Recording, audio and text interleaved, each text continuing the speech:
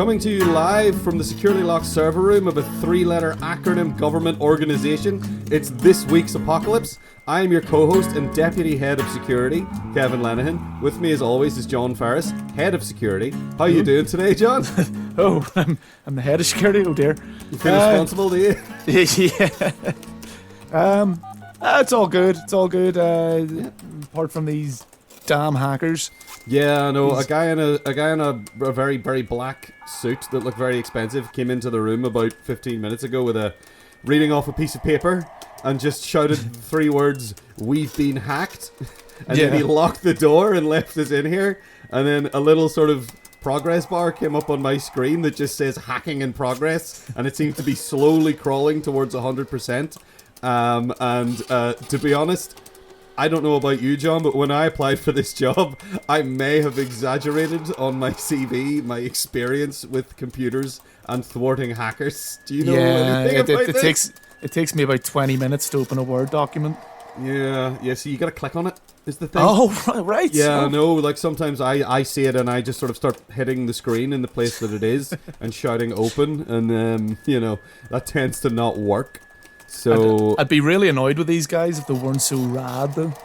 Yeah, that's the thing, isn't it, about hackers? Oh, they're so rad. And you know what? Something else I heard, which I think is a phrase that is going to come up quite a lot in the next short while. Something that I realized recently is that computers are magic. Oh, yeah. And hackers are wizards. Yeah.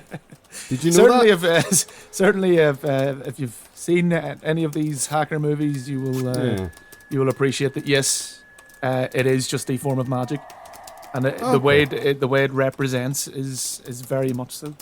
Okay, well, considering you're mentioning these movies here, I think we have 3 movies that make good examples of how we can get out of our current predicament, in which computers are magic. Technomancy. Technomancy, indeed. The technomancers are about, and now we have to deal with them. So what I've got here on my encrypted drive. Ooh. Yeah, see, I knew enough to get somebody to make one of those for me. We have, from 1995, we have Iain Softley's Hackers. Ooh. And then from 1995, a big year for computer movies. Yeah. We have Irwin Winkler's The Net. And finally, in our pantheon of educational hacker movies, we have Dominic Sena's Swordfish from the year 2001. Well, surely that will be informative. The far-flung future of 2001, yes. They've had like 6 extra years to really hone in and improve on what hackers and the net have taught us. Indeed, yes. Or will teach us. I imagine they've taken the lessons and sort of distilled them down into a more usable format for us. You know? Yeah, you can only hope. Like a really good Microsoft publisher presentation. Yes, in movie form. I'm looking forward to it. So am I. So, well, you know what? Then let's get down to it. Alright, so we're going to start off with the 1995 classic. The classic. Directed by a man named Iain Softley. We have the movie Hackers. So, John, as my boss and head of security, how did you rate the movie Hackers? Where do you begin with hackers? I don't know. The thing is, this is usually the part of the show where I say, "Hey, John, what did you think of this movie?" Usually, the reason I ask that question is because I want to know what your opinion is of a film. Yeah. In this particular instance, the reason I'm throwing to you is I don't know where to begin with Hackers.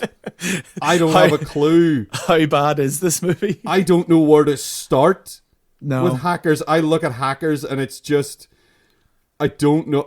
I don't know where to start. I don't know where to begin. So, John, where would you choose to begin with Hackers? Well, I always like trying to find words to sum up my experience with a movie or a piece of words. And are these 4-letter words, by any chance? No, I'll try and remain professional. Okay. No, for me, the word that really keeps springing into my head is draining. I just found this movie very draining, and it kind of it's kind of funny at the start. You're kind of, I was kind of on board. There's a lot of techno music, and it's it's very 90s. So the nostalgia nerd in me was kind of enjoying this. And then after, I think I went to get a glass of water or something, and I paused the movie, thinking there's only about 20 minutes or so left. Oh yeah. It wasn't even halfway through. Yeah, I did that too. Yeah.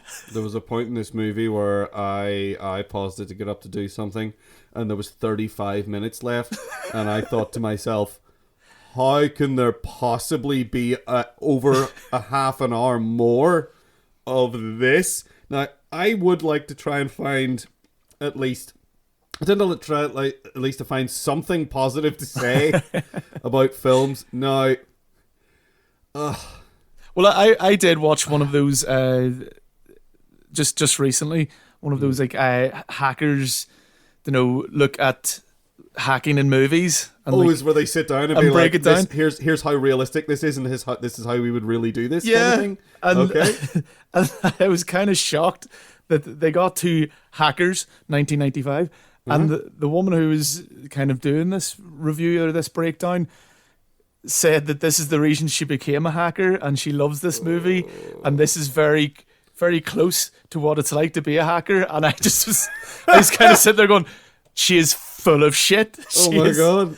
No. So I think she's leading very much into the technomancy. Well, to be fair to her, it was one particular scene where it's like the time lapse bit where he's typing very fast, and like it's going through like days, and they're all eating cold pizza. And I think she was kind of saying that, or at least I interpreted it this way, that that's what it feels like, that these days just kind of disappear, and it's just you and your mates kind of, pigging out on fast food and you getting feel lost. like you're living in a montage. Yeah, getting lost in the code. Ooh. Oh my, yes. Hacking the Gibson. Yeah, you gotta hack the Gibson. And also, of course, you gotta hack the planet! Hack the planet! Everyone's so hateful in this movie. It's awful, isn't it? Like, people who you look at and you go, I know that guy can act. Yeah. I've seen him in other things. Like, Johnny Lee Miller is a good actor. Yeah. Sick Boy from Trainspotting. He's fucking brilliant in that. He's actually really good he's also in that show. It's a dumb, sort of silly Sherlock Holmes shows that isn't Sherlock. It was Elementary, I believe, is the name of it, in which he plays Sherlock Holmes with Lucy Liu plays. Yeah, Dr. I was going to say that's one with Lucy Liu as Watson. Yeah, and it's all right, and he's actually really good in that, and he's a good actor. But everyone in this is atrocious. And I think maybe that is partially due to the awful things they have to say. Yeah. Matthew Lillard, I could do without. I wanted to punch him throughout that movie. I knew what I was getting in for beforehand because I've seen him in other films, and I know that his whole thing is like, basically, I'm going to stand there with my mouth as open as wide and as often as possible. Like, his mouth is constantly hanging open with a big, like, bug-eyed expression on his face, and he's just, like, pulling all these rubbery facial expressions, and he looks constipated all the time. Yeah, every time he says a line, he looks like he's really trying to force it out. Yeah, he has a tendency to kind of to really overact and like almost become a caricature as opposed to a character, which works well for things like Scooby-Doo and all that guff that he's done. He plays a literal cartoon character. Yes, that's fine for something like that, but like I'm yet to see him. I'm sure I haven't seen his full movie career. I don't really hope to either. I've seen him in quite a few things. I remember him most from he's in Scream. Yes, in which he does the same dumb faces all the time. Exactly. And he's in 13 Ghosts, which is a film, I forgot about that. which is a film that has Tony Shalhoub in it as well. That I'm always happy to see Tony Shalhoub anywhere, even if it's in garbage, just because it reminds me of Monk. I love Monk. So I like to see him, and he's in 13. Like, so Matthew Lillard is skulking around in 13 Ghosts, and he's not quite as loud and annoying and abrasive in that, but he is still kind of annoying and abrasive. So I don't like to see him show up in things because I know exactly what's about to happen whenever he's in something, and this is the perfect maybe distillation of his whole career, is this single movie. Also, everybody in this movie, they're all supposed to... right, I just need to establish this. It's a high school that they're at, right? Oh, yeah. Right, they're at a high school. It's a high school, and they're all in their mid-20s. They're all 24 to 27 years old, and they all look it, except for one guy who actually is 23, but looks like he's 14. Oh, yeah, the kid, the one who gets in trouble. Yeah, he's constantly, he's always got 2 cigarettes for some reason. Because they think that makes him cool, because he's smoking 2 cigarettes all the time. I mean that bit's believable. Teenagers. Yeah, thinking I'm so cool. Look at me. I'm double fisting these cigarettes. I find that shocking that guy is in his 20s. Yeah, he looks like a child, and the rest of them are just like the rest of them look their age. Yeah, and they're supposed to be playing. I don't know. Well, they're supposed to be like 17, 18. Well, they're 18 because Zero Cool. When he was a kid, crash override. Yeah, as he becomes. Oh known. yes, yeah. Well, that's it. Yeah, you have to move on from Zero Cool. Like. Yeah. He gets that ban from the internet until he's 18, and then it kind of cuts to him now, at this point in 1995, being all hacky and. I forget what he's even doing. It's like hacking a TV network. He hacks a TV network to do some dumb stuff that doesn't seem consequential and isn't explained. Yeah. All he does is say, I'm hacking a TV network, ma! And that's all you really get out of that. And everyone who's a hacker is apparently just inherently super cool. Yeah. They all wear shades inside. They do. They all wear their glasses inside, and they have some really questionable things in this movie in regards to what computers do and what computers look like when you're doing things on them. It's kind of one of those things where I get that, to show what is actually happening, to show what an actual hacker would do, or these programs would be very boring, so they have to kind of spice it up a bit. Yes. But I think in all 3 of these movies, they overdo it to the point where it becomes hardcore. Just what you said earlier.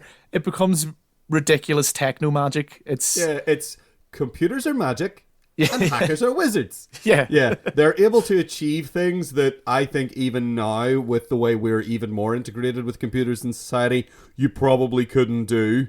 Yeah. This movie is sort of an offender. The net is a much bigger offender in that one, but we'll get onto that in a minute when we're ready. But this film boggled my mind, because I remember seeing this in the 90s. I probably saw this when I was like 11 or 12. Yeah. I think. And I remembered so little about it. And I was really shocked. Because around that time, I remember my brother super into computers, and he would sometimes watch the films like this just to laugh at them, because they'd be like, computers don't do that.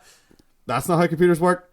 What's that? Like, he would watch things on repeat to be just like, what is this? And just laugh his leg off at like, what is what is happening there? So that's my lasting memory of this movie. In fact, not all 3 of them, this and The Net, both. Yeah. Is him laughing at these films. I've seen The Net many times. I haven't seen this movie nearly as much. No. Thankfully.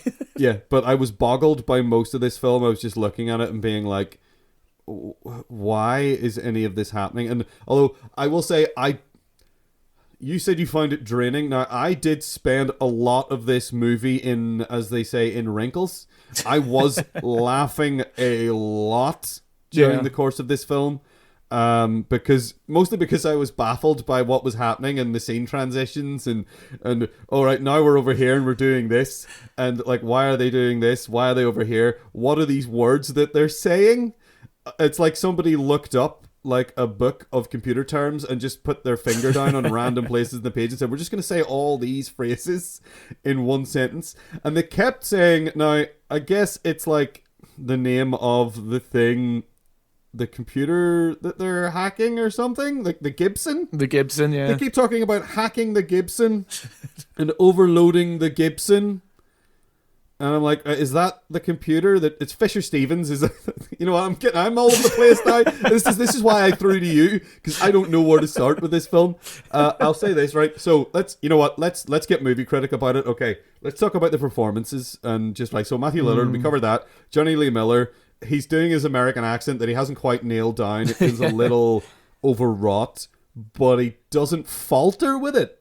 The main thing I have with that is he doesn't even really need to act because of the way the movie's edited. And for a while I thought he might have had some kind of he might have been autistic or something, because it was showing you what he was feeling through these like cuts of older movies.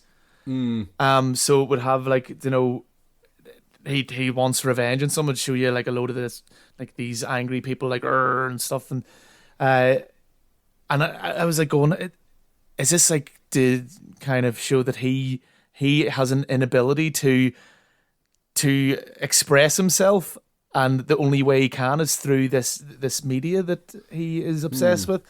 But then they kind of drop that later whenever it becomes a nuisance.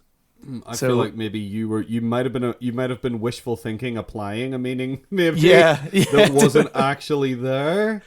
Well, see, that was early on, so you know you can forgive me thinking, oh no, this movie might have many layers to it.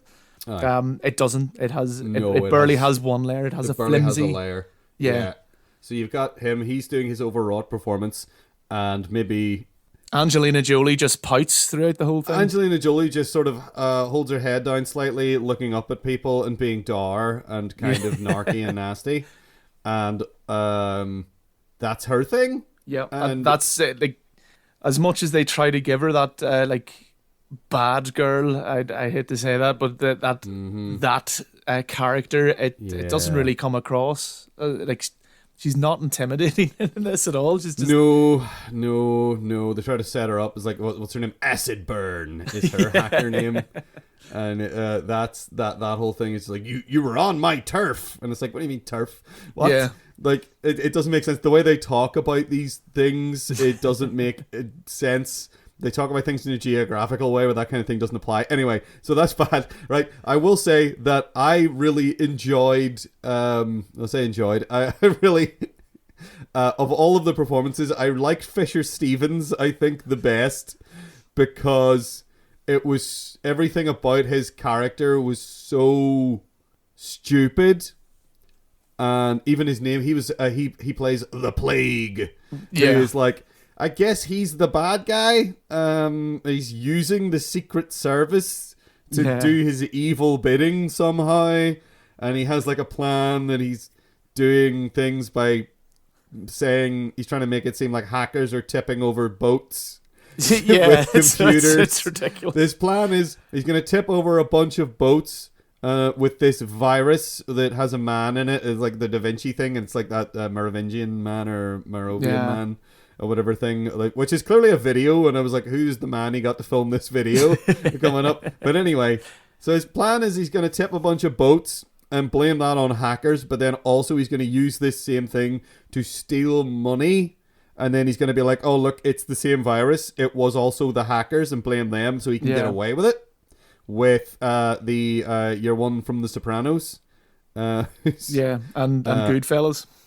Indeed. Karen from Goodfellas. In fact, yes, it's Karen in Goodfellas. That's true. Sorry, Lorraine Bracco. Yes. Who is okay in this movie. I'm not going to say she's good in this movie. She delivers all of her lines. Yeah. But, I mean, if that's all you're looking, then fine.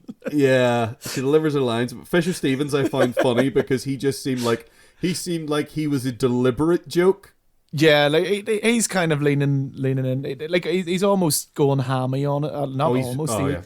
He is very hammy. Mm-hmm. He's being arch. Yeah, you know, he kind of, out of everyone, I think he knows what kind of movie he's in, and he's just leaning into that. Yeah. As we've seen before, we talked before, like Mortal Kombat and various different movies, where sometimes it's better just to go all out ham and just accept what that movie is. But just when you brought up the virus, but kind of a major spoiler when the good hackers, the heroic hackers, let's say, the ones we spend the most time with anyway. When they destroy or take care of that virus, it actually goes, help me. Yeah, it does. It's like it's conscious. It's like the little fly with the man's head at the end of the original version of The Fly, and the spiders are going, help me, help me. but it's like a big man, so it's way less like sympathetic or effective. It just seems stupid. It kind of reminded me of, although this was some good acting and this was some bad acting here, but the good acting it reminded me of was Sam Neill in Event Horizon, and the bit where he gets scared and he goes, "Oh, Oh yeah." Something about the expression on that guy's face reminded me of that. Whereas that was a bit of realistic. This is what people actually act like whenever they're scared. Yeah. Acting. This was more sort of a, but it's a computer virus. Yeah. What? It's not alive. It's not conscious. Anyway, like. Again, I think the phrase that does keep coming up into my head is that computers are magic and hackers are wizards. Yeah. And that's this film, I think, in a nutshell. And it goes on so long. It takes so long. And I mean, not this kind of sidetrack us, but that weird arcade, like roller disco fucking place that they hang out in. Like that. And then there's other weird stuff, like they have condom machines in the toilets in the school. There's like there's all condom machines, they're like chic condoms or something. Is what it says on them. It's like what? But I think there's so many like weird things like that, like that you're just like, where the fuck is it? Is this taking place in like an alternative universe? Maybe because the school looked like the parts that are in the school look like they were filmed in an airport or something. Yeah, it doesn't look like a school. And I think we do need to bring up as well, because I think we're pretty much we're almost done here with this. We definitely are. Yeah, there's very little this to talk about. Pathfinder, it doesn't have. It doesn't merit talking much more about. But I do have to bring up Lord Nikon, their friend who's about 40. Who hangs around with these school kids and is really, really dodgy. He has this whole scene where they're at a party and he starts, like, there's a girl dancing. They're like, oh, look at her. And he rhymes off her name, address, and telephone number. Yeah, it's so creepy. Like that. He's like, I remember thinking at that point, oh, is he going to turn out to be some kind of evil guy? No. At some point, but he doesn't. He's like the guy they all look up to. Yeah. He's the one they're all trying to impress. He's the one who you have to have like a really awesome story to tell him to get into his house and like hang about and I don't know. Well, sit on computers, they're hackers. Be a creep with. Be a creep. I don't know. But yeah, just had to bring him up that, you know, it's probably more of another of these 90s faux pas that you look back on today and go, holy fuck, did people really think that was cool? To be a fucking stalker and just go, here, guess what, mate? Hanging out with your mates going, here, I know where she lives and I know her number and blah, blah, blah. And, all right, do you know her? No, but I know where she lives and I know how to get in contact with her and I know all of her movements. Yeah. Oh, I don't know her. I know about her. Aye. So this film, I don't think this film is a great film. In looking up the director, it became very, very laser focused to me all of a sudden when I saw the title of one of his films that I've talked about before in this show. I told you once before in this show about the day I went to see 3 films because I felt like I was owed a film. Yep. And the film that was the film that I thought I got ripped off by was The Skeleton Key. Same direct this, yes. So Iain Softley also directed The Skeleton Key. I was not surprised to see that on his resume. He should maybe try his hand at something else. I don't want to sit here and just like rag on this guy, but god damn this movie. I almost feel like we should talk about it for longer because of the amount of effort I put into watching it. But to be honest, I think that would be a waste. The weird thing time. is, there is like if you do kind of Google search it or whatever, search it online. There are a lot of people who really love it. It is a bit of a cult classic in a sense. Yeah. But so, you know, I'm saying this like don't watch it. It's crap. That's what I full-heartedly believe. You might watch it and be like, oh no, this is for me. Yeah. You know, because it doesn't really take itself as serious as maybe, say, a movie that might come up later that we'll talk about. 2 movies that might come up later, maybe. But you know, so that's a saving grace for it, is that it is a bit campier and it's a bit more fun in that way, you know. But again, I was shocked when I paused it halfway through and it wasn't almost over though. Yeah, it was kind of painful. I do like. I mean, there are lots of silly phrases that are used in this film that easily translate. I guess the word would be memeable, perhaps. Things that people are shouting. Like, I mean, I was almost considering getting a T-shirt made of Johnny Lee Miller's overwrought, red, sweaty, screaming face printed onto a T-shirt with the words "Hack the Planet" underneath it. That might be fun, but. As an entertainment product or a movie that wants to say something, I feel this movie falls extremely flat. Yeah. It was kind of like what you were saying about the club there. Yeah, I don't understand where they are half the time and what the places that they're hanging out in function as and why they're there and what they're doing, except for hacking. It's just cool set pieces with industrial or techno music. Actually, it's exclusively techno. It's not industrial. Yeah. With just techno music playing. Yeah. It's just cool. Yeah, it's cool. It's cool. We're cool.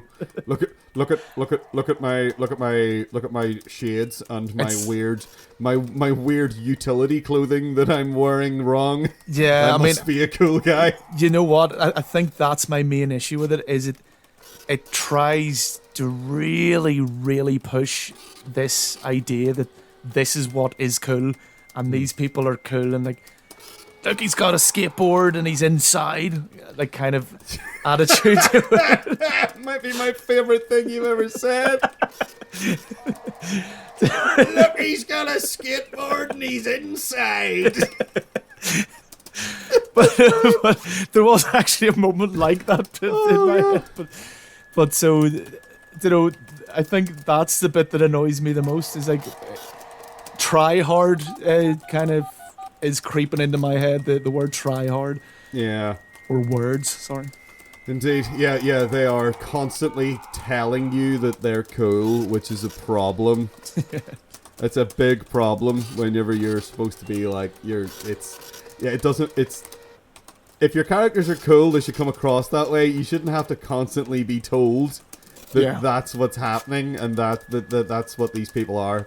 But they do, and it really, after a while, it really starts to hurt. I think that's fucking hackers. Okay, we're at 42% hacked, and it says something here about there being a worm in the system. Now, I've checked all of my apples, and I haven't found a single worm yet, so I think these computers are defective and broken. John, have you got any worms in your desk over there on your side of the security office? No. That's noodles. Is it? Oh, well, look I'll closer. double check. Look closer, John. You're eating worms. Ooh. Hey, this isn't vampires. Damn it. That would be much more interesting. Vampire hackers would be way more interesting, wouldn't it? Wouldn't that be wonderful? I bet if we look hard enough, there is a movie about vampire hackers. Oh, I wish there would be. It would be way more interesting than Irwin Winkler's The Net from 1995. What a natural segue. Man, it's computers, man. Yeah, computers. So, John, I'm going to throw to you again here and say, John, what did you think about Irwin Winkler's The Net?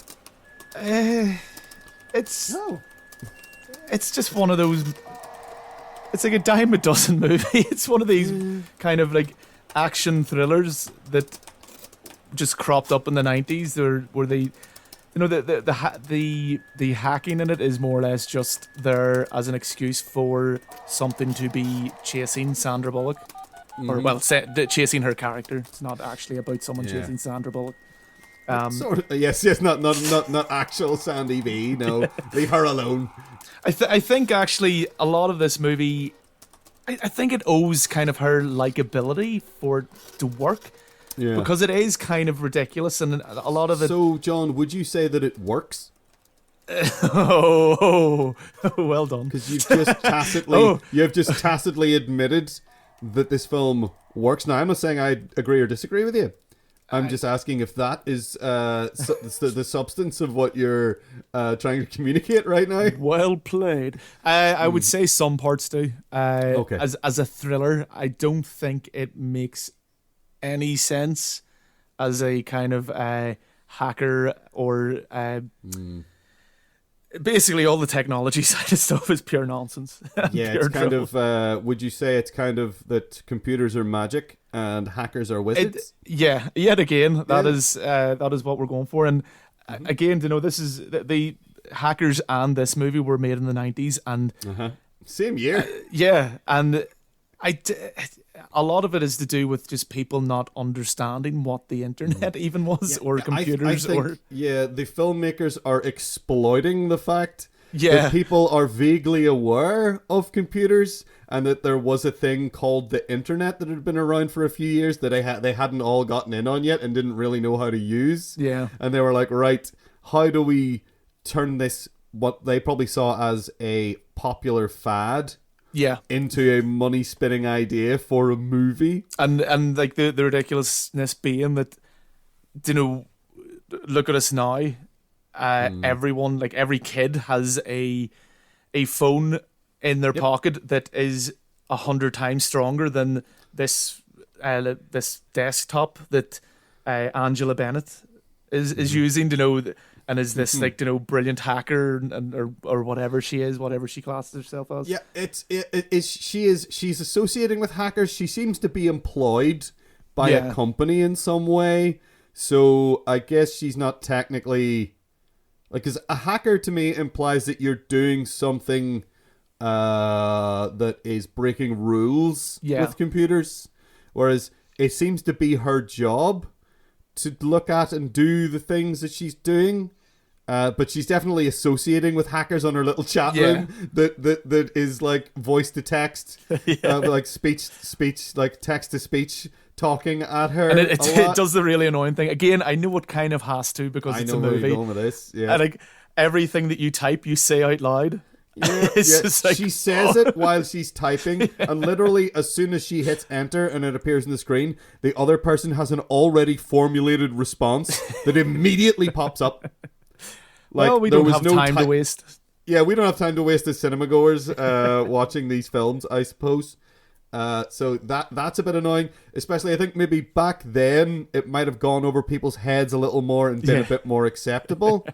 But I think now that everybody is constantly typing on things, like on their phones and on keyboards, mostly on phones these days, but still, that like that some people are lightning fast with that stuff, but not that fast. Yeah. Not like I literally hit enter, it appeared on the screen, and less than a quarter of a second later, there was a full paragraph response written out. I also love because I really like the kind of setup to this movie and like the start of it, because it's trying, again, because of the time period it's set in, this has not aged well. But it's like trying to like go, oh my god, look, she's ordering a pizza on a computer. And like the website that they made, pizza.com. Yeah, pizza.com. It's like pizza.com or pizza.net. And like the website is so ridiculous. And like, that's not a real website. Like, there's no website ever looked like that. And she's got the digital fireplace and everything. And it's so bad. It's like, looks like somebody made it in paint. It looks like something from like a LucasArts adventure game or something, or like Simon the Sorcerer. But like I kind of find those wee bits kind of endearing in this, whereas before in Hackers it was like it was done in such a like, punchable way. Like I just wanted to, but at least Sandra Bullock,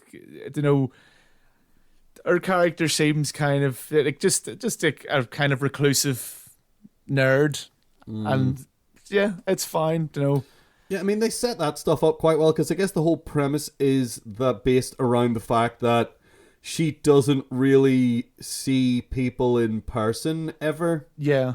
That's the whole sort of crux of the film, is that which also back then was probably like audience would be going like this is the juxtaposition of back then they would think, oh, that's ridiculous, and right now that's like the most believable part of this movie, not being able to see other people. Yeah, it's like that's, again, I don't want to bring up things like that, but you're absolutely right. The idea that like someone could exist solely sitting in their house and not leave it, like has become, I mean, you hear stories, you used to hear stories all the time about people like shut-ins who lived their life through the internet, and like it became possible to do that at some point about 15-20 years ago. About 15 years ago it became possible to like go, I'm just going to do everything online, I'm going to order everything online, I'm going to live my life by getting things delivered, and stuff like that. Back in 1995, that wasn't necessarily quite so plausible. Yeah, you only had pizza.com and that was about it. Yeah, it was just pizza.com. So if all you wanted to do was eat pizza and talk in weirdo chat rooms, then okay. Oh, fine. wait a minute. Oh, shit. Yeah. Well, anyway. They do set up their excuse for her being in trouble well enough in that she doesn't have anyone to go to because her father, they never get specific about what's up with her dad. It's almost, again, movie magic. It's almost too convenient, her mum has Alzheimer's and doesn't remember her dad isn't in the picture for whatever reason. He is generically out of the picture. You never really get to know why, and I guess it doesn't matter, but it's something she doesn't want to talk about. That's fine. And I mean okay, I'm not going to say that this is going to be a blanket statement for all kind of reclusive or those types of people, but there's generally a few people who know them. Like, even the neighbours are bound to have seen her a few times. Yeah, like, the neighbour lady literally is seen looking at her directly. And then later in the movie, whenever she's trying to prove who she is to the guy who's selling her house, she's all like, I saw her move out a week ago. Even though we literally saw that same woman look directly at Sandra Bullock in the face earlier in the film. But I don't know, I guess that's like, I actually don't know what point they were trying to make with that. No. I don't know. They probably shouldn't have put her in at all before that. Be more social or something, I don't know. Be more social in case your identity gets stolen. You're really annoying, nosy neighbour can verify who you are. Yeah, they take the, you just said that your identity gets stolen. They take the idea of identity theft in this film way too literally. As in, her identity has literally been taken away from her. Yep. It's not just that someone else is impersonating her. They have changed, because again, computers are magic and hackers are wizards. So they have somehow managed, in the space of like 2 or 3 days while she was on holiday, to sell her house from underneath her, change all of her records so that she is like a criminal hooker or something. And just like, they're just constantly doing all these things like in real time, like changing police records literally while the police are looking her up.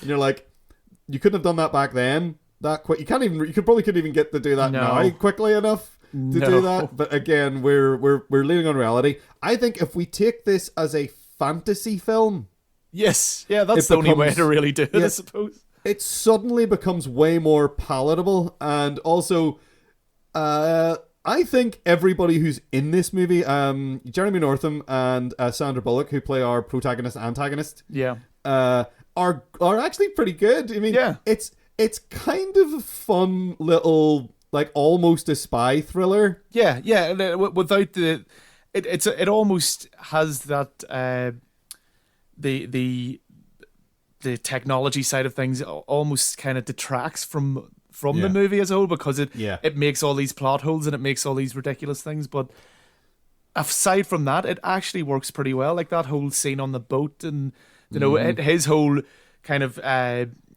would that be catfishing, or what would be the word for that? He's not really catfishing, I suppose, because he's a handsome man. He's just conning her. He cons her into trusting him by, it is kind of, I mean, it's textbook stalker manipulation. It's, I find out a bunch of stuff about you, and then I'm going to pretend. It's kind of the plot of every rom-com. This is how it should. He's basically this movie's Lord Nikon. Sort of, yeah. He's like, he knows everything about her because he's been hacking her planet or whatever. He hacks her planet in the boat. Yeah, so he basically does what the male protagonist in every rom-com does. He stalks her and finds out all these things about her, and then he lies to her in order to get her to sleep with him and fall in love with him. Yeah, which is takes her onto a boat because of the implication. Yes, I couldn't stop making that reference throughout the entire chunk of the movie. Sunny in Philadelphia has ruined us. Yep, yeah, I was just like, oh my god, this is so on the fucking nose with that shit. But can we just acknowledge how crap of a hitman he is as well. He's so rubbish. He's the worst hitman in the fucking world.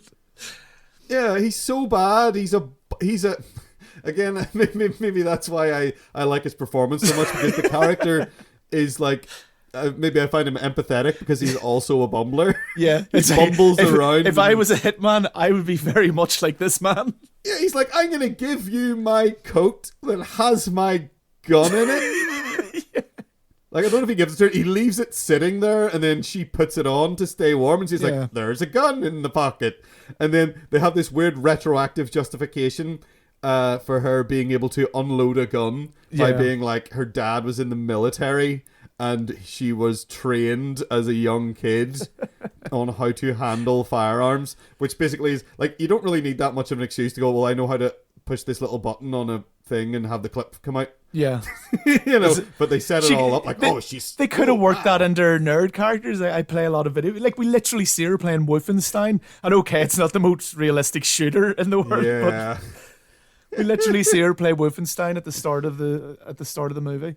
Yeah, it's not beyond the remit of Hollywood in the past to say, this person plays video games, so they know how to use a gun, which is absolutely ridiculous, but has been completely used in other films and media all over the show. I mean, if she was male, she probably would have been in danger of shooting up a school. Indeed, yes. Because that's what the media likes to do. That's what the media likes to do. She plays video games, she uses computers, she's a violent asshole. Yeah. So, yeah, fuck that shit. But I did kind of enjoy this film. I think it was nostalgia for me because, again, as I was saying before, I've seen this film a large number of times. Yeah. Because my brother used to watch it a lot on repeat because he thought the way they treated the computers in this film was absolutely hilarious. It was just every time anybody went to click on that little pie symbol in the corner of the screen to like get into random database or whatever, he was just like, that doesn't work. You can't do that. Actually, you can't do that with a web browser. You can't do that with a web browser. It doesn't make any sense. It doesn't make any sense. I love that. Just when you said that, it reminded me that, and this is the same, I think, with all of these movies and beyond this, they like adding sound effects to to these browsers and stuff so that it makes it sound more exciting, so that when they click on it, it goes and stuff comes up and you're like, what the fuck? It's like, that doesn't happen. That would be the first thing you would turn off if your computer did that. You would turn that off immediately. Or you go, oh fuck mate, that's a virus, get out of that page. If it started doing stuff like that, you would just go, no, exit, what's going on? Yep. I would immediately think someone was hacking my planets and overloading my Gibson or whatever. That would be bad. Oh. Yeah. So I liked this film weirdly, but I didn't like it, but I liked it. It's hard. It's really difficult for me to articulate my feelings. Again, this is why I contribute a lot of it to Sandra Bullock being just quite likable as an actress, and you know.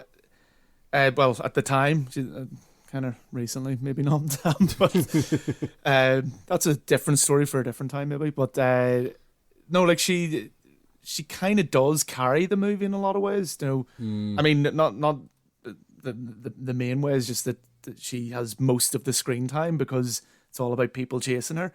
But even like, I actually like her. It's like a friend or an acquaintance of hers. It's the only person who like kind of knows who she really is. I like that. I don't know if it was the screenplay was written this way or it's the actor's choice to play him like this, but he's kind of a complete dick, and I kind of like this idea. Alan? That was her. Yeah. No, see, they set him up earlier. His whole thing is that he was her psychiatrist. Yeah. And then he had an affair with her, right. Which is like, he's like, because he's a fucking shit person. He is a shitty psychiatrist. He is an unethical motherfucker. And he's like, but he's kind of got this charm about him. Yeah. But he's a fucking wanker. Like he's kind of hateful, but he's got this smile and this smugness about him where he's kind of trying to help her out. Yeah. But he's being a dick about it. He's being a patronizing asshole like every step of the way. But he's still helping her. Like there's one moment where like he brings in the Chinese and he goes, the Chinese food. He's like, oh, I got you Chinese because I remember you always liked it. And she's like, no, I didn't really care for it. You're the one who liked Chinese food. And it's like, and he says, oh well. He says, yeah, I remembered one of us liked it. And he's like, what? You fucking dick. But so even that was kind of like, it was good that character kind of felt real in that sense that they didn't just get like a really nice guy or this like kind of uber dick. Like he was kind of in the middle there. He had good, mainly bad points, but he had good characteristics. He is as well. he is also someone who genuinely gets assassinated by hacking. Yeah, other people get shot. That's right. Which is pretty blunt. But he gets hacked in that, like, they hack his medical records. Yeah. So that the doctors give him something that he's allergic to. And then that causes, like, anaphylactic shock, and eventually that kills him. So he is someone who is literally killed by hacking, which is a fun thing. It's very stupid, but I like that it's in there, and I think it puts points in this movie's favor as far as, hackers doing things. Yeah.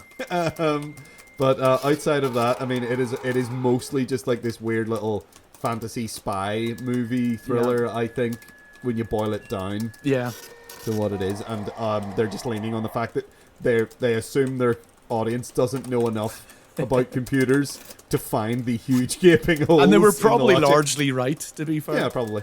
I also have to laugh at the most convenient of all computer conventions. Yes. The late night computer convention that happens to be across the way from her office. It's brilliant. It's right there. It's so just like I blunder across the street into this place full of computers. Yay! And then hack the planet in there. Like two clicks and you're on the FBI system, and it's just madness. Well, yeah, that's this movie's sort of fantasy leap. Is just 2 clicks and we're in the FBI system, 2 clicks and we're here, 2 clicks and we're there, hacking your life, bye-bye house, bye-bye life, your name is Ruth now, get over it.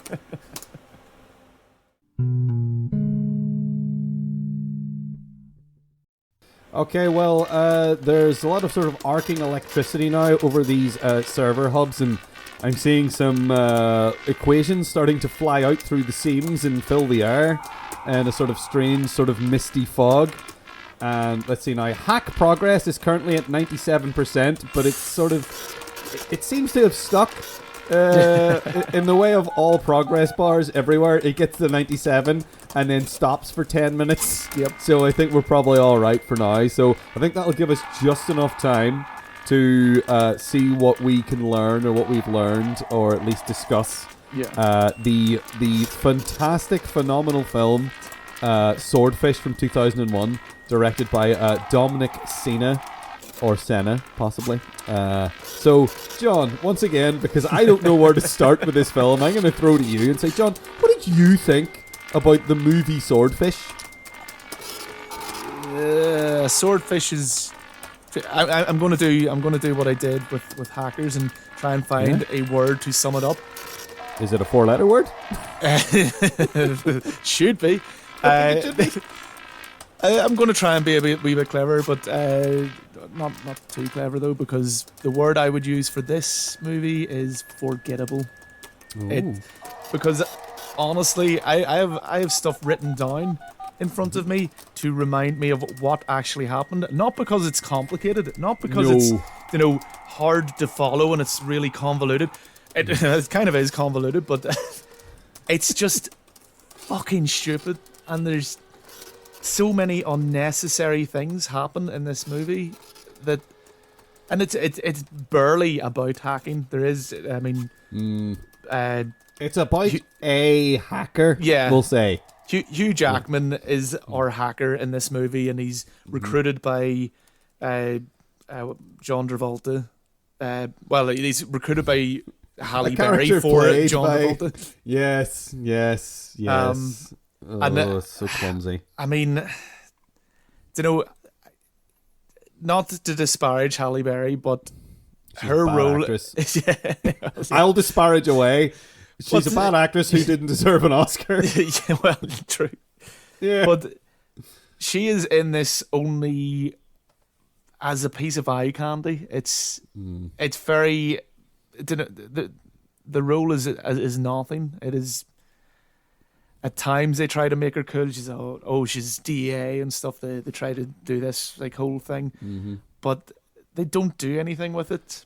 It just seems to be an excuse to get her in her underwear as often as possible. It seems to be her main function in the movie. Yeah, I mean, from the very moment that she appears, Hugh Jackman's playing golf, and then she's like, "Oh, let me show you how it's done and stuff." And this is just an excuse. Let me walk over here and bend over as deeply as someone could, more deeply than anyone could reasonably be expected to do.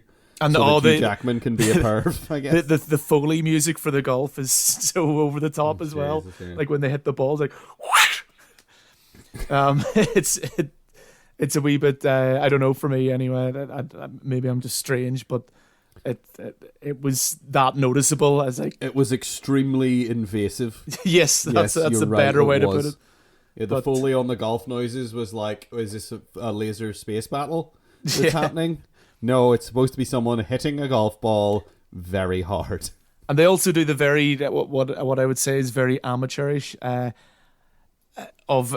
At the very start of this movie, they reference a much, much, much better movie. Yes. And that is Dog Day Afternoon. Yes. And Travolta, they mention it, Travolta goes on a fucking rant about that movie and how good it is. And he's right. Yeah, it's brilliant. It's a wonderful film. Yeah, it's an excellent film. It's the kind of film that you shouldn't bring up at the beginning of your awful film, so that you can sit there and be like, "Oh, you know what was a really good movie about a robbery? Dog Day Afternoon." Yeah. You know what's not a really good movie about a robbery? The one I'm currently watching. Also, I have a question for you as well, because I couldn't understand the rationale behind this particular element. Ooh. When the movie begins, it has this sort of VHS camcorder aesthetic. Yeah. Why? I suppose are we meant to be kind of almost like the on the side of the police here? Like, is this like coming from one of their feeds or something? I don't know. No, 'cause honestly, I'm just trying to make excuses on the fly here, and I don't know why, because no one should make excuses for this movie. It does it again, though, like with the title treatment of the movie, it does it. And then whenever there's text that comes up, it looks like the kind of text that you would get like with like the date and time and stuff on like a VHS camcorder cassette. Yeah.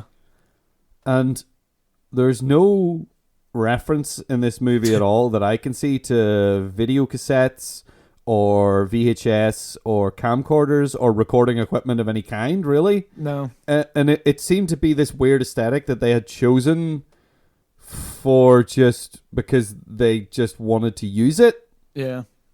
It didn't make any sense to me at all. And like they do it, and he's talking about Dog Day Afternoon, and you're like, yeah, I love Dog Day Afternoon. What a wonderful film. And now he's trying to point out that like, oh, here's how it could be better. Yeah, I feel like is what enumerating reasons of like, oh, they should have done this, and he should have started shooting hostages right away, and I love movies. And he's also talking about them in a way that sounds like somebody trying to like not sound like they work in Hollywood.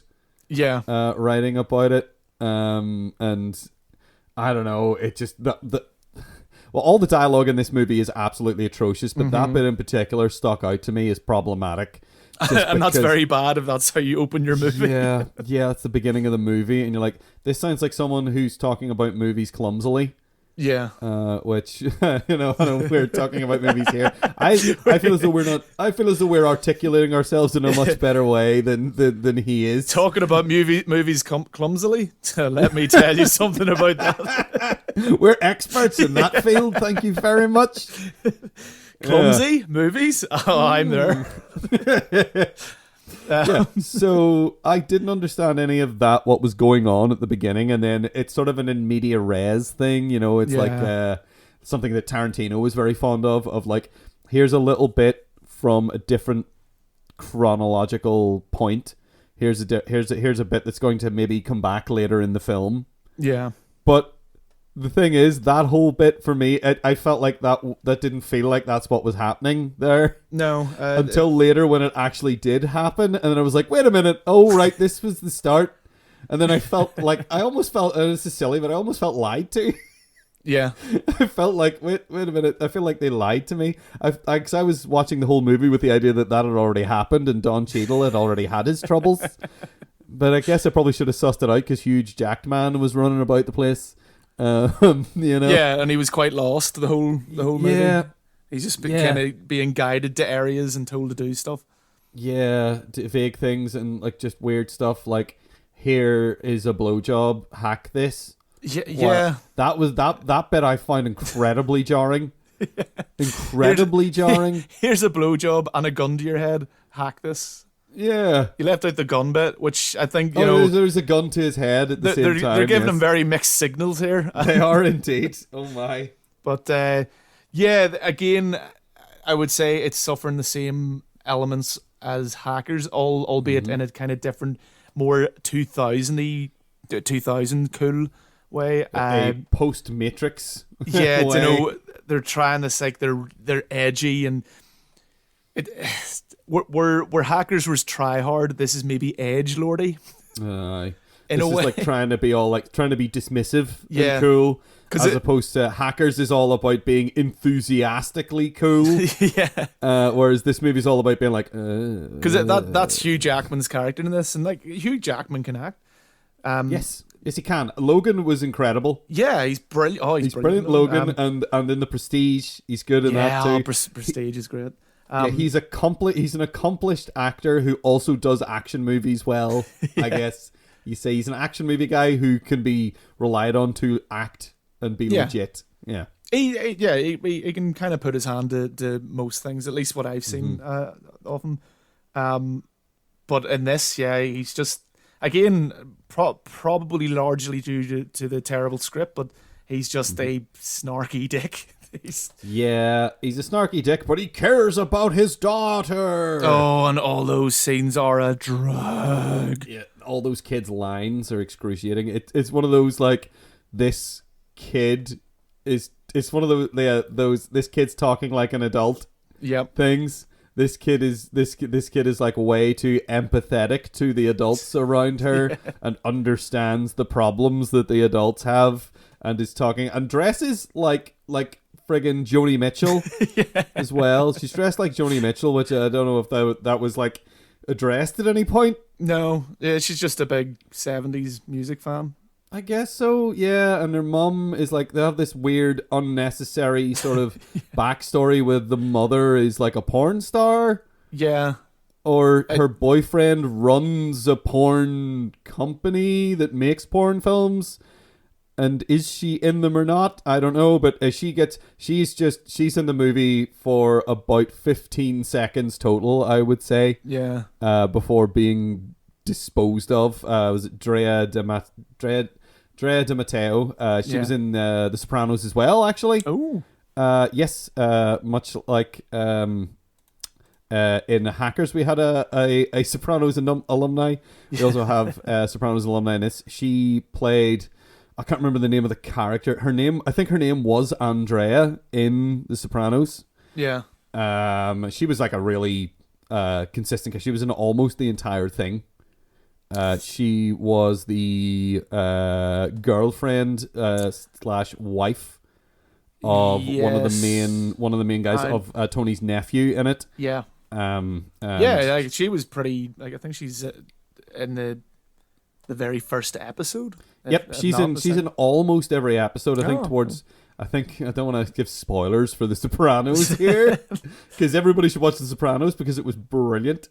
But she does. I think she's in pretty much every episode except for the last few. Yeah. And she's great in that. In this, I don't know. She feels like she's just there to pick up a paycheck.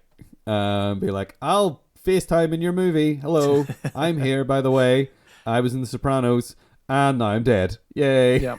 She's like on the other end of a phone twice, and that's it. Hugh Jackman does okay. John Travolta is garbage, but he's That's doing his John Travolta. Yeah, he's doing his thing of smiling creepily, which seems to be his whole. That's everything about him. Don Cheadle's being Don Cheadle. He doesn't get a lot to do, but he's just there being annoyed a lot of the time. Yeah, and also fine, something that didn't age well was this happens quite a lot of movies, usually kind of 80s and 90s, but we're still getting it a bit here. Where this detective guy, Don Cheadle's character's cool. He doesn't take any nonsense because look at him. He's throwing out the lawyer and he's bit of police brutality to get what he needs. Yeah. And you just kind of watch it now and you're going, wow. Yeah, what a dick. No, this. Yeah, now that no, this would not be allowed to go on. Yeah, it's like this guy's losing his job then, but. Yeah, you'd assume he was going to get fired, but no. Also, Vinnie Jones is in it as well. Oh, God. Famous footballer turned actor. I don't know what he's up to these days. No. But he's awful. Yeah. He's okay sometimes in films when he's just like, I'm a hard nut. Now, he was famously terrible as the Juggernaut in X-Men 3. Oh, but everything about that movie was a train wreck. Yeah. I'm just realizing we have X-Men in this movie. We have Storm and Wolverine. We do. Oh, we have. Oh my gosh, I forgot. Halle Berry was Storm. Yeah. Hugh Jackman is the Wolverine, and Vinnie Jones was the Juggernaut that one time when everybody hated everything about what was going on in the film. Yeah. So, that's awful. He has very little to say until they give him way too much to say all at once. Yeah. And then it's terrible. So the plot of this movie is just this sort of mess of just like there's money and it's like a heist. You think it's a heist and they need Hugh Jackman to do hacking so that they can get a worm that he builds. They keep talking about a worm. Oh, that montage of him building that worm is ridiculous. Building a 3D cube in this screen. And you're like, I guess he's making progress because it's a montage and you see the cube becoming more of a cube as it goes along. And I guess they do a decent job of communicating to you that he is doing better and better. And the only reason they get Hugh Jackman is because the initial guy they were flying over to do this was the most idiotic person in the world, and he kept his other passport, his fake passport, in the case that they knew that they would be checking when he goes through customs. Yeah, it's so the way he gets caught is so ham-fisted and stupid. It's like, I'm here holding a passport and showing it to you with one name on it while you're searching my case over there where I've put my other passport with my fake identity on it and that you're going to find. And then they're just like, right, well, we just need to go murder this guy and now. Then they put him in a room and they walk away and he just walks out and gets into a lift and they have to chase him. Again, another pointless scene. He doesn't escape. There's no, I don't know, or I suppose it's so it gets captured on the video footage so they can watch it back later and see Hugh Jackman getting onto a plane around the same time, which again is pointless. It's so stupid. Yeah, no, it's a lot of this early going in this film seems to be there to just eat up time. Yeah, because if you were to just have the story, it would take about 15 to 20 minutes. So the story is basically they need him to do hacking and make a worm, steal money, and then they need to be in a weird bank that is World Bank with a C on the end. Yeah. They drive through that in a big armored car for no reason and through the glass. So they rob that place. They need to be there. They rob the place. And the idea is that they go and they get the money and then they get away and then I don't know. It was just... And then John Travolta isn't really who he says he is. Or he is and he isn't. I was confused at that point. Did they get... There's a point where he finds a dead guy that looks exactly like John Travolta in a freezer or something. Yeah. And my confusion then was that did they get a corpse and make it look like John Travolta? Or did they get a corpse and make John Travolta look like it? Yeah, I kind of got... Because he still looks like John Travolta at the end when they do the reveal of, like, look, he changed his hair. Yeah. So I assumed that the corpse was the one that was surgerized. No, maybe. I kind of took it the opposite way because of the whole senator pointless side thing, where he suddenly turns in this guy, but then maybe it planned this all along. Who knows? It's kind of generally the characters are unlikable and you don't really care anyway. There's no reason to get invested into these backstories or anything that's happening to anyone. So it's not so much that it's confusing or convoluted. It is in the sense that they don't explain it, or at least I don't think they do.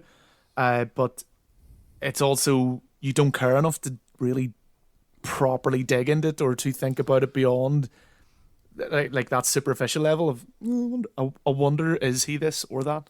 And then you go, fuck it. You suddenly realize you don't care. Yeah, because they didn't do a good enough job at making you invested. Yeah, in the film. it's not the kind of movie you're going to go, I really want to watch that again to see. I must have missed something. Is the corpse made up to look like him? Is this part of this bigger plan? But absolutely ridiculous. Yeah, and have the really obvious twist at the end where it's like, oh, some woman is walking into a bank. I wonder if it's Halle Berry, who we thought had died, even though she gets shot and there's no blood. Yeah. And I immediately was just like, well, obviously she's wearing the fictional sort of extremely thin bulletproof vest that you only get in movies. Yep. Because there's no way a bulletproof vest can be made that thin, really.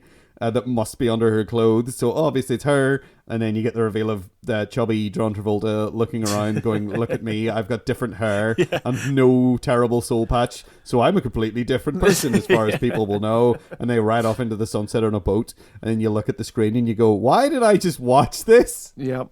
Why did any of this happen? So this, I think this film is just like, when you said it was forgettable, like I feel like I've forgotten most of it already. Yeah. And I only just watched it. I just realised I've written down the Crimson Permanent Insurance here. And I was going, what the hell is that about? And then I just realised... I know what that is, but I don't know how it relates to this film. Do you know when they have the bus? At one point in this movie, a helicopter picks up a bus, and then it's like flying it around.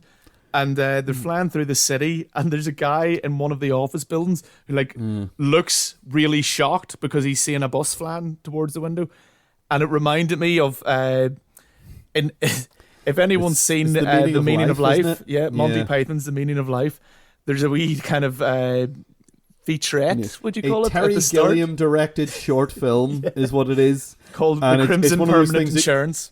Having seen later Terry Gilliam movies, you go back and watch that and you can see that it's an extremely Terry Gilliam thing. It has a wonderful thing. I love that. It has that like kind of Brazil feel to it. Yeah, even though it's completely different. But that's all I'll say. If you haven't seen it, just watch that, and maybe just don't watch Swordfish, just watch that. Just go watch this short film from the start of Monty Python's The Meaning of Life instead of watching this entire film, which will be a waste of your time and energy. And anyone who hasn't seen that, this whole bit has just been complete random bullshit. Well, hopefully they'll go watch it then, and they'll love it, and go watch a bunch. In fact, you know what? Instead of watching Swordfish, go and just watch some Terry Gilliam movies. Yeah, Go watch Brazil, because it's wonderful. Go watch Fear and Loathing, because it's great. Go watch The Kingfisher and cry. Go watch The Fisher King. Or The Fisher King. The Fisher Kingfisher. Yeah. Kingfisher is a different movie. is a bird, which is, I think, is the whole thing. The Fisher King is a beautiful, sad, joyful roller coaster of a movie. That is surrealist, and it is. Let's just talk about Terry Gilliam now. It is a beautiful, surrealist, but also very real piece about homelessness and stress and trauma, and how they really affect people, and how giving someone the time of day and deciding to just like care about someone even for a few minutes can make a huge difference in their lives. It's a beautiful film, and I recommend anyone watch The Fisher King. It's wonderful. I love it so much. I don't think there's Fuck Swordfish. I don't think there's many people who could link Swordfish and well, you managed to somehow help me do it, John. It was a wonderful thing that you did there. Thank you very much for bringing up Terry Gilliam. Yeah, that was a good wee respite for the soul there. That Yeah, and the bus on the helicopter thing is absolutely stupid and made me more angry than it did entertained. Yeah, because there's not even like there's no police helicopters. Nope. It's just so fucking badly thought out and stupid.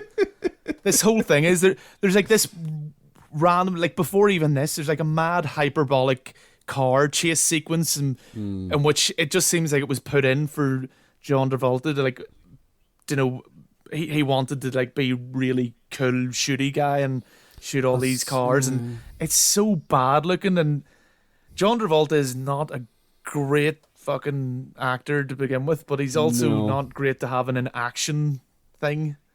No. He's been in a few significant films and has done okay in those films. I mean, Saturday Night Fever is great. I really like that movie. Of course, he had his big comeback in Pulp Fiction, which, depending on your feelings, I know a lot of people feel very differently about Tarantino here and there. I happen to think he's an excellent filmmaker, and I think he resurrected John Travolta's career, and maybe we partly have him to blame for this. Yeah. Because suddenly John Travolta was in lots of films between like Pulp Fiction and now. Actually, you had like he was in Face Off then after Pulp Fiction. Yeah. And he was in Broken Arrow then also came out.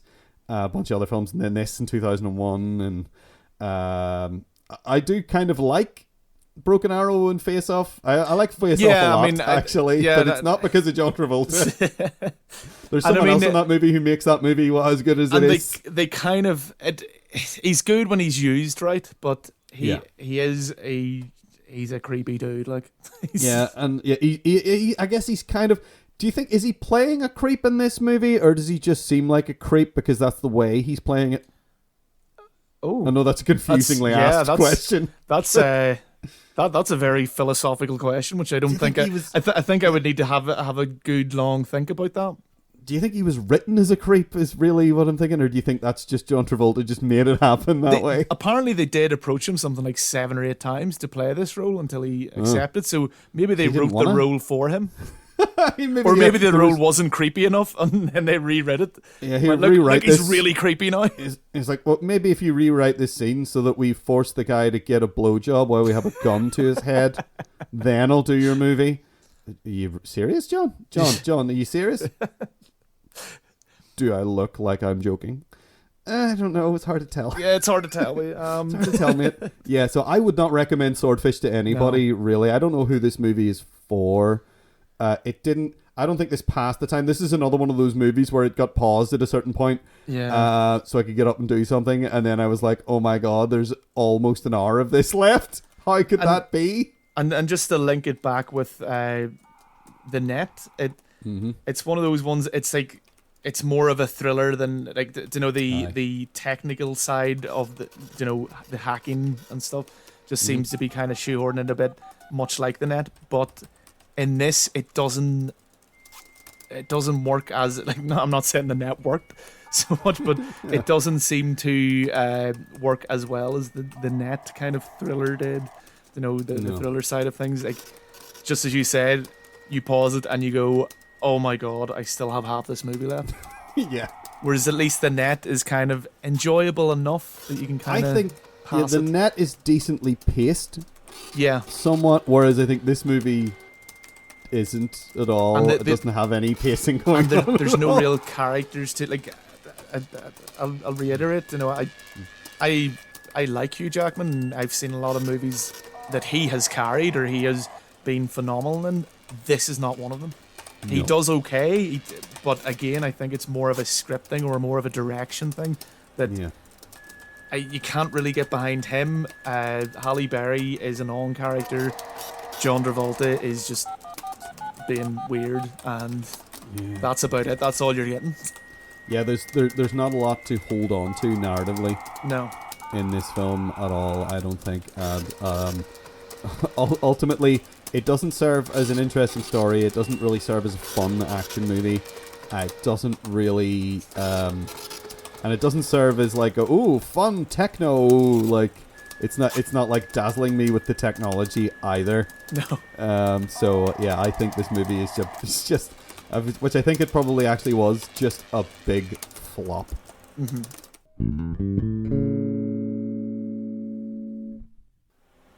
Okay, well, the progress bar eventually hit 100% there, but then it just sort of popped up a box that said run.dll error. So I'm not really sure what's happening now, if we're being attacked. But it's playing a little on repeat, that little clip from Jurassic Park of Dennis Nedry. He's doing the you didn't say the magic word. So I'm not sure if we're hacked yet or not.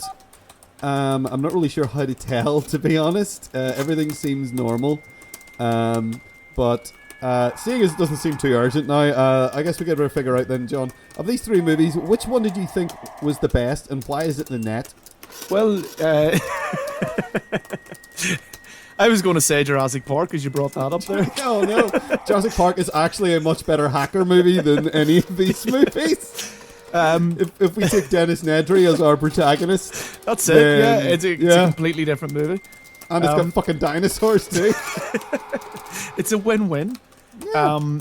Yes, out of these three movies, I think it is more than obvious that the net's the only one. Like, it's inoffensive and it's there's a certain charm to it. It's not exactly, it's not gonna blow your socks off, so to speak. No, it is still entertaining.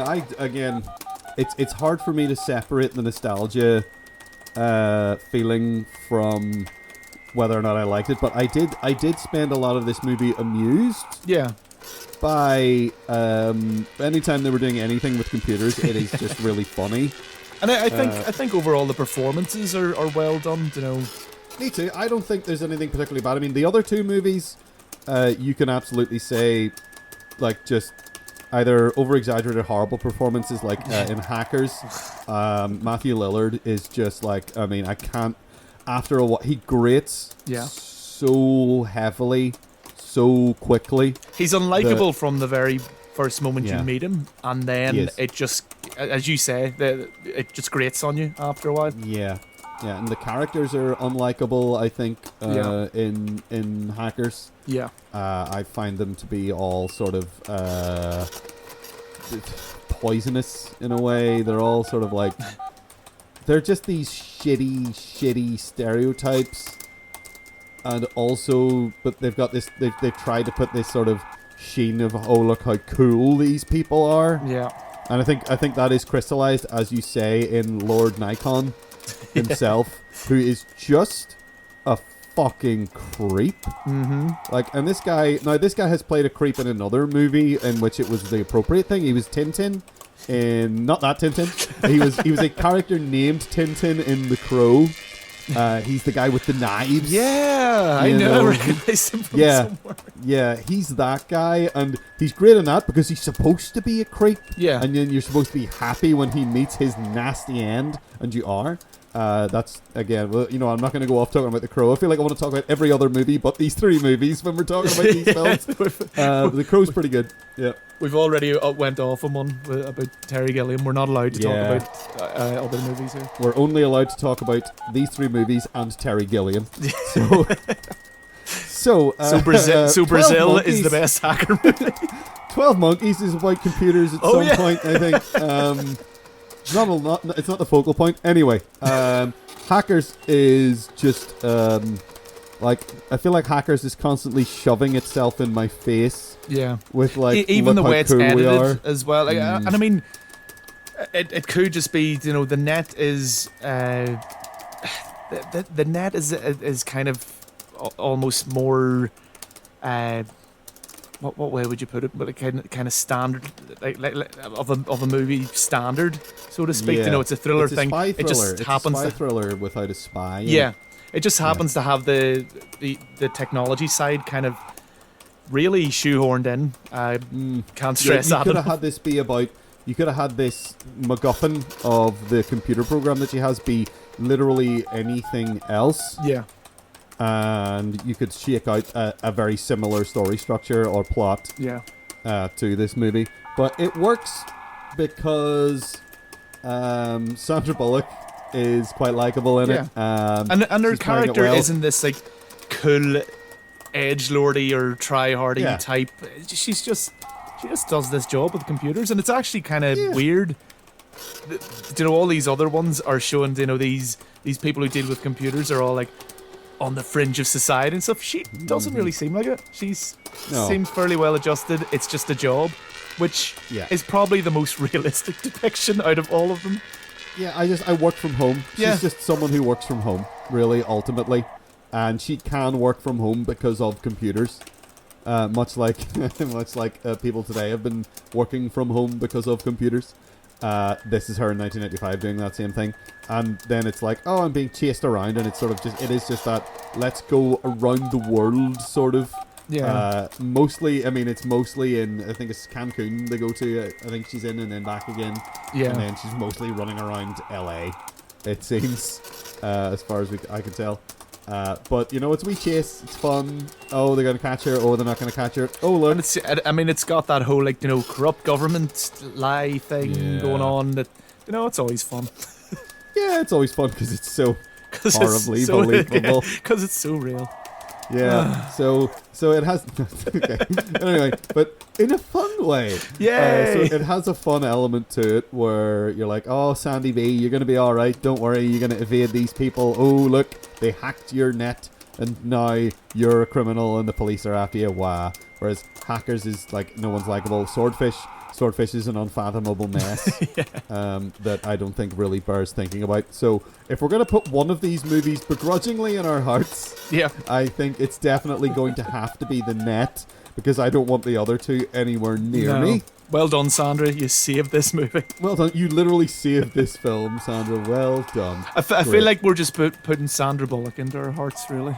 We are. Yes. Oh, poor girl. Yeah. So now that we've sorted that out, which of these movies do you think helps us out best to get out of our current predicament? Now, I don't know if this is... Because, like, the Hackers in Hackers, I don't know if I really learned much about the hacking and how to stop the hacking. Yeah. In that, I know that the Plague was doing things and I didn't understand what he was doing when he was fighting them off. In Swordfish, it looked like he was playing a video game. Which, didn't it? It looked like he was in Hackers. It looked like he was flying around. It looked like he was at some point. It looked like he was playing like Terminal Velocity or one of those games, but in like an environment with no textures. And again, like I understand this is, you know, we both understand that this is Hollywood trying to communicate to an audience that maybe don't know computers, or like trying to visualize something that does not work like this, so that it is exciting and it is easily digestible by a large audience. Because all these movies kind of have that kind of thing where they've got like a graphic, or they've got some way to show you, oh, I'm dealing with these hackers, I'm taking care of this. And the easiest way is for it to be like a computer game, or you know, I mean, they were doing this with like the Lawnmower Man. They were doing shit like that, where this is what it being inside a computer is like. This is what cyberspace looks like. And it doesn't look like anything. No, it's what are you talking about? And like Tron, it's so there. Yeah.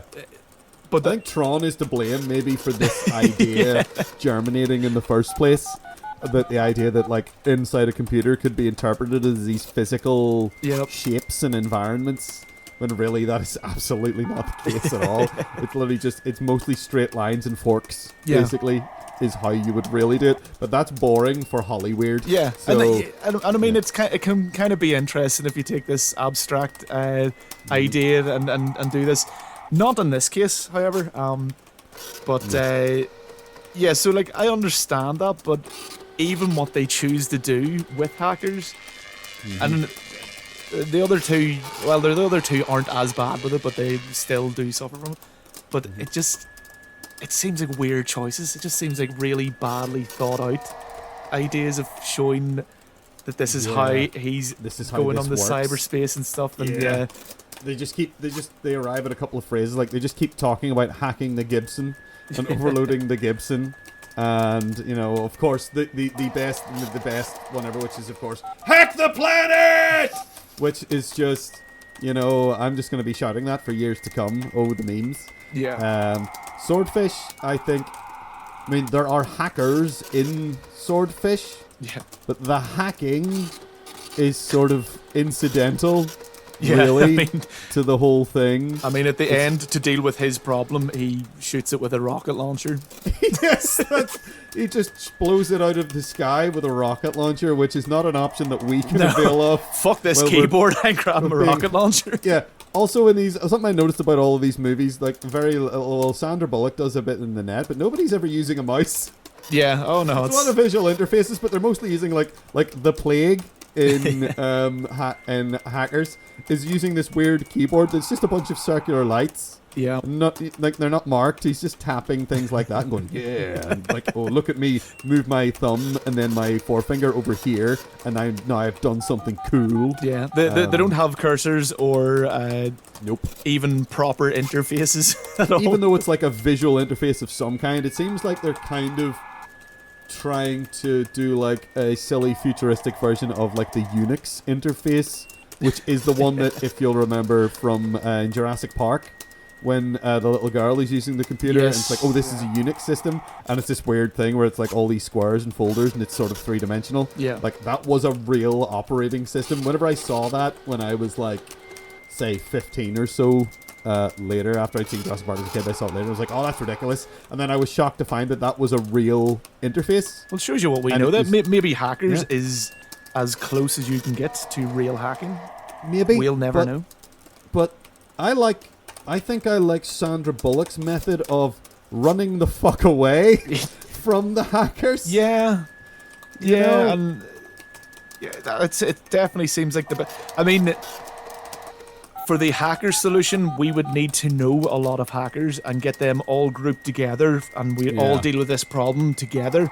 But I don't want to know these people if this is what they're like. So yeah, I think our solution, John, is that you as of course head of security here at at three-letter acronym Government Department Incorporated. And as your deputy, the name just rolls off the tongue, doesn't it? Yeah. As your deputy, I think I'm going to hand in my immediate resignation. I think I'm gonna turn off the computer and just go home. Yeah. Is that? I mean, that's the only way I can think of to get away and defeat these hackers. So what if we get up and we just go, right? And we'll just. I think this. Yeah, I'm done with this shit. Do you want to quit too? Yeah. Like, I'll accept your resignation, right? And then you accept my resignation. You know what? Fuck computers. Fuck computers. Let's fucking Scarper. Yeah. Right? This job got too hard. So, I'm going to say that's all we have time for this week, because we got to go and, I guess, look for new jobs. Yeah. Possibly something a bit more analog. Indeed, we gotta find something that does not involve computers at all. I'm gonna get a job lifting boxes if I can find something like that. That'll suit me down to the ground, but not boxes full of computers. No, that's too close. I don't want my Gibson getting hacked. That sounds like a very dirty act. Yeah, stop hacking my Gibson. So we are on Twitter. We are at 7-Day Apocalypse. That is at numeral 7-Day Apocalypse. If you want to contact us via email for any reason, you can just have a wee chat, just to complain, to whine, to say nice things. That'll be cool too. You can send an email to filmcast@thisweeksapocalypse.com. That's filmcast@thisweeksapocalypse.com. Hack the planet! Maybe. If you can, if you find the time.